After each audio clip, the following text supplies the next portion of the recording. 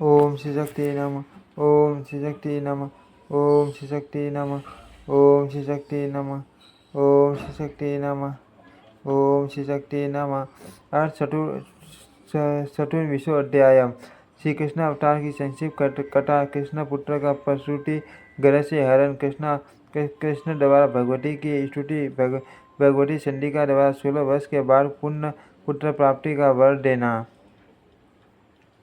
व्यास जी बोले, हे राजन, प्राप्त काल नंद जी के घर में पुत्र जन्म का बड़ा भारी समारोह संपन्न हुआ। यह बात चारों ओर फैल गई और कंस ने भी किसी दूत के मुख से यह चुन लिया कि कंस यह पहले से ही जानता था कि वसुदेव जी के अन्य भार्या पशु तथा सेवकगण सब के सब गोकुल में नंद के यहाँ रह रहे हैं। भारत, इस कारण से गोकुल के प्रति कंस का संदेह और बढ़ गया। नारद जी ने भी सभी कारण पहले ही बता दिए थे। उन्होंने कह दिया था कि गोकुल में नंद आदि गोप, उनकी पत्नियां देवकी तथा वसुदेव आदि जो भी लोग, वे सब देवताओं के अंश से उत्पन्न हुए हैं, इसीलिए वे निश्चित रूप से आपके शत्रु हैं।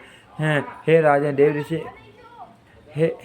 देव ऋषि नारद ने जब यह बात बताई थी तो बड़े से बड़े पाप कर्मों में प्रवृत्त रहने वाला वह कुल कलंकी कंस अत्यधिक कुपित हो गया। अपरिमित तेज वाले श्री कृष्ण ने पुतना बकासुर, वत्सासुर, महाबली, तेनुकासुर तथा प्रलंबासुर को मार डाला और गोवर्धन पर्वतों को उठा लिया। इस अद्भुत क्रम को सुनकर कंस ने यह अनुमान लगा लिया कि मेरा भी मरण अब सुनिश्चित है। मान बलशाली कैसे भी मार डाला गया, यह जानकर कंस अत्यधिक खीन मनस्क हो गया। तब उसने धनुष यज्ञ के बहाने कृष्ण तथा बलराम दोनों को शीघ्र ही मथुरा में बुलाने की योजना बनाई। निर्दयी तथा पाप बुद्धि कंस ने असीम पराक्रमी श्री कृष्ण तथा बलराम का वध करने के उद्देश्य से उन्हें बुलाने के लिए अक्रूर को भेजा। तदंतर कंस का आदेश मानकर गांडीनी पुत्र अक्रूर गोकुल गए और दोनों गोपालों श्री कृष्ण तथा बलराम को रथ पर बैठा के गोकुल से मथुरा लौट आए। वहां पहुंचकर श्री कृष्ण तथा बलराम ने धनुष को तोड़ा। पुण्य रजक कुवलया, पीठ, हाथी, सानु और मुष्टिका का संहार करके भगवान श्री कृष्ण ने सल तथा टोसल का वध किया। तत्पश्चात देव श्री कृष्ण ने कंस के बाल पकड़कर लीलापूर्वक उसको भी मार डाला। तदंतर शत्रु विनाशक श्री कृष्ण ने अपने माता पिता को कारागार से मुक्त कराकर उनका कष्ट दूर किया और उग्रसेन को उनका राज्य वापस दिला दिया। तदंतर महामना वसुदेव ने उन दोनों का मौजी बंटन तथा उपनयन संस्कार विधि पूर्वक संपन्न करवाया।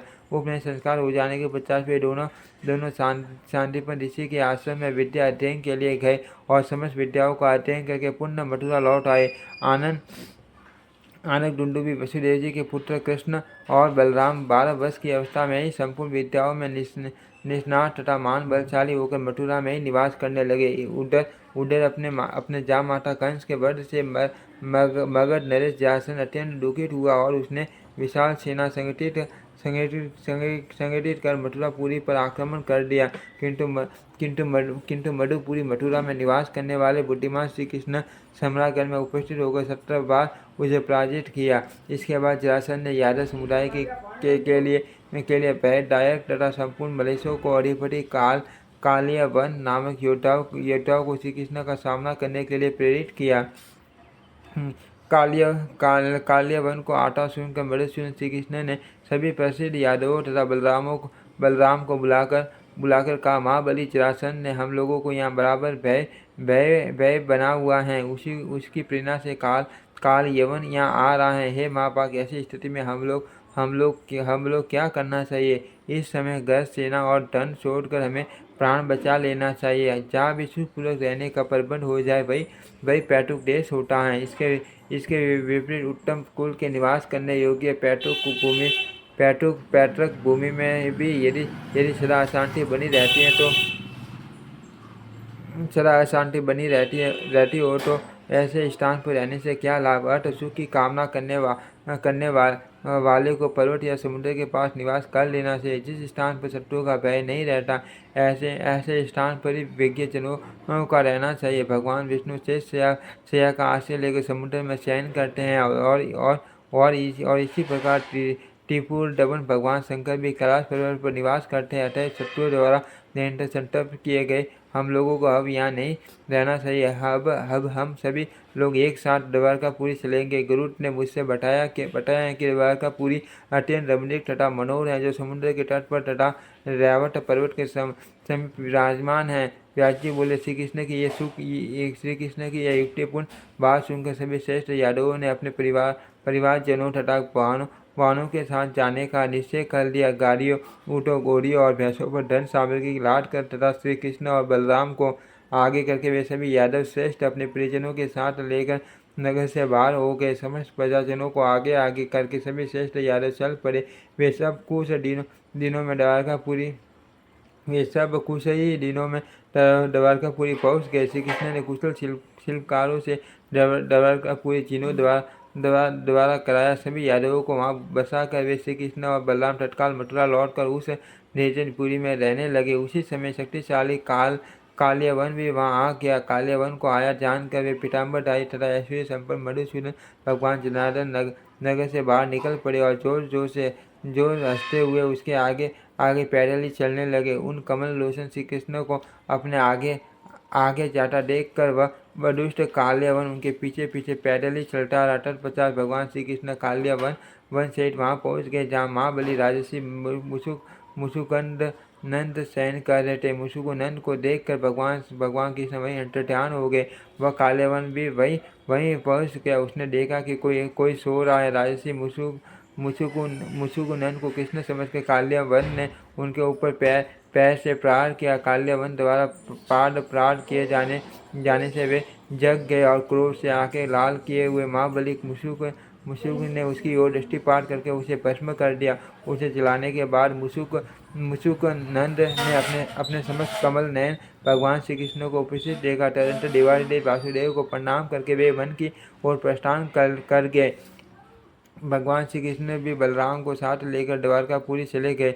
इस प्रकार उग्रसेन को पुण्य राजा बनाकर वे इच्छापूर्वक विहार करने लगे। इसके बाद शिशुपाल के साथ रुक्मिणी के सुनिश्चित किए गए विवाह हेतु आयोजित स्वयंवर से भगवान श्री कृष्ण रुक्मिणी का हरण कर लिया और उसके साथ राक्षस विधि से विवाह कर लिया।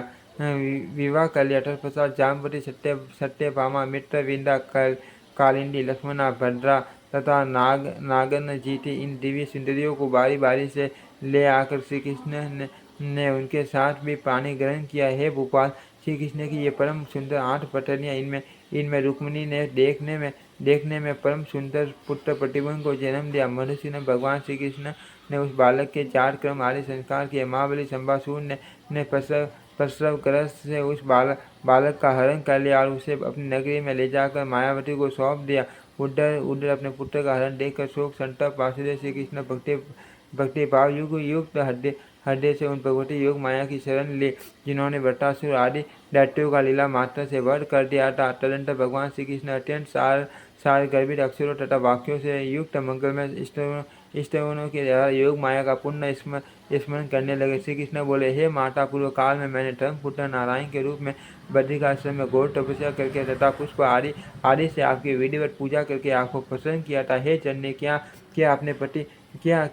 अपने प्रति मेरे उस भक्ति भाव को आपने विस्मृत कर दिया?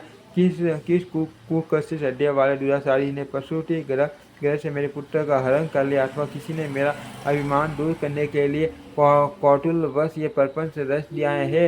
हे अम्बसाय जो किंतु आज अपने भक्त जन की लाज रखना आपका परमोचित कर्तव्य है। चारों ओर दुष्ट खाइयों से अति सुरक्षित मेरी नगरी है। उसमें भी मेरा भवन मध्य भाग में स्थित है और उस भवन के अंतपुर में प्रसूति गृह स्थित हैं, जिसके दरवाजे बंद रहते हैं। फिर भी मेरे पुत्र का हरण हो गया। यह तो मेरे दोष के ही कारण हुआ है। मैं द्वारकापुरी छोड़कर किसी अन्य नगर में नहीं गया और यादवगण भी वहाँ से कहीं नहीं गए थे। मान वीरों के द्वारा नगरी की पूर्ण सुरक्षा की गई थी। हे माता, इसमें तो मुझे आपकी ही माया का प्रत्येक प्रभाव परिलक्षित हो रहा है, जिसकी प्रेरणा से किसी मायावी ने मेरे पुत्र का हरण कर लिया। हे माता, जब मैं आपके अत्यंत गुप्त चरित्रों को नहीं जान पाया, तो फिर मंदबुद्धि तथा अल्पज्ञ ऐसा कौन प्राणी होगा जो आपके चरित्रों को जान सकता है? मेरे पुत्र का हरण करने वाला कहाँ चला गया, जिसे मैंने सैनिक देख तक नहीं पाए। हे अंबिके, ये आपकी रची हुई माया का प्रभाव है। आपके लिए यह कोई विशिष्ट बात नहीं है, क्योंकि मेरे प्रकट होने के पूर्व आपने अपनी माया के प्रभाव से माता देवकी के 5 महीने के गर्भ को खींचकर माता रोहिणी के गर्भ में स्थापित कर दिया था। वसुदेव जी कारागार में निरुद्ध थे और उनसे दूर रहती हुई पति परायणा माता रोहिणी ने संपर्क के बिना ही उसे जन्म दिया है, जो हलधर नाम से प्रसिद्ध हुआ। हे अम्ब, आप सत्व रज तथा तम इन तीनों गुणों के द्वारा जगत का सृजन पालन तथा संहार निरंतर करती रहती हैं। हे जननी, आपके पाप नाशक चरित्रों को कौन जान सकता है। वास्तविक तो यह है कि ये संपूर्ण जगत परम्परा आपके ही द्वारा विरचित है। आप अपने प्राणियों के समक्ष पुत्र जन्म से होने वाले असीम आनंद को उपस्थित करके पुत्र वियोग जनित दुख का भार उनके ऊपर ला देती है। ऐसा प्रतीत होता है कि उन सुललित प्रपंचों की रचना करके आप अपना मनोरंजन करती हैं। यदि ऐसा न होता तो पुत्र प्राप्ति जनित मेरा आनंद व्यर्थ क्यों होता। हे अमित प्रभाव वाली भगवती, इस बालक की माता कुररी पक्षी की भांति रो रही है। वह बेचारी सदा मेरे पास ही रहती है, जिसे देखकर मेरा दुख और भी बढ़ जाता है। हे माता, आप ही तो भवव्याधि से पीड़ित प्राणियों की एकमात्र शरण है। हे ललिते, आप उसका दुख क्यों नहीं समझ रही हैं।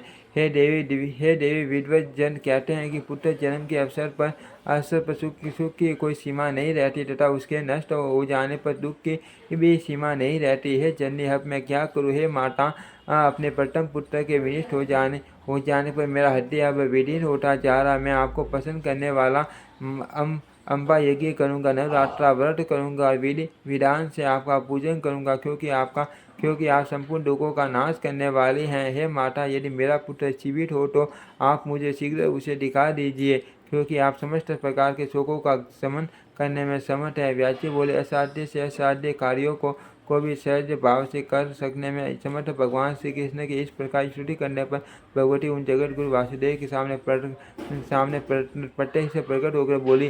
श्री देवी बोली, हे देवेश, आप शोक न करे। यह आपका पूर्व जन्म का शाप है। उसी के परिणाम स्वरूप शंबासुर ने आपके पुत्र का बलपूर्वक हरण कर लिया है। 16 वर्ष का हो जाने पर वह पुत्र मेरी कृपा से उस शंबासुर का संहार करके स्वयं ही घर आ जाएगा, इसमें संदेह नहीं है। व्यास बोले, ऐसा कहकर प्रसन्न पराक्रम से संपन्न भगवती संधि का अंतर ध्यान हो गई और भगवान श्री कृष्ण भी पुत्र शोक त्याग कर प्रसन्न हो गए। इति श्रीमद्देवी भागवते महापुराणे अष्टादश शास्त्रायां चैतायां चतुर्थ स्कंदे देव्या कृष्ण शोकापनोद नाम चतुर्थ विशोध अध्याय। ओम श्री शक्ति नमः। ओम श्री शक्ति नमः। ओम श्री शक्ति नमः। ओम श्री शक्ति नमः।